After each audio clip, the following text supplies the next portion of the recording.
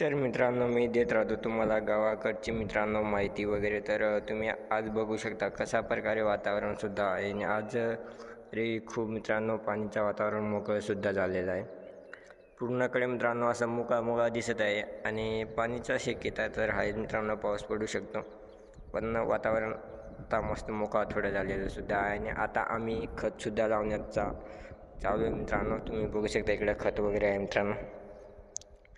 तर बघू शकता इकडं वातावरण वगैरे, इकडं खत वगैरे लावतसुद्धा आहे. मग तुमच्याकडे मित्रांनो कशा प्रकारे वातावरण आहे ते कमेंट करून नक्की मित्रांनो कळवा. तुम्ही इकडं बघू शकता वातावरण ढगाळ वातावरण आहे, पण पाऊस शक्यता आता बंद पण होऊ शकतं.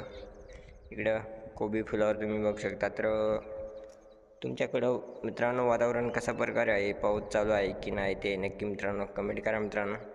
तर कालपासून मित्रांनो थोडं पाऊस मित्रांनो कमीसुद्धा झाला या ठिकाणी. आणि तुमच्याकडं कशा प्रकारे मित्रांनो, आणि मी नाशिक जिल्ह्यामधून मित्रांनो हा व्हिडिओ बनवत आहे.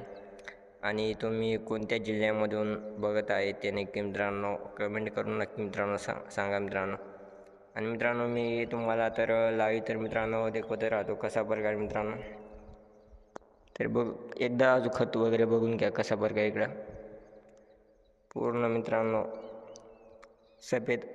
आणि हा एक कोणता कलर आहे, हा सुपला आहे वाटतं, सुपला काहीतरी आहे ते. पण मित्रांनो आपला ब्लॉग कसं काय वाटला, लाईक शेअर मित्रांनो. तुम्हाला या व्हिडिओमध्ये तर इतकं काही सांगू शकलो नाही.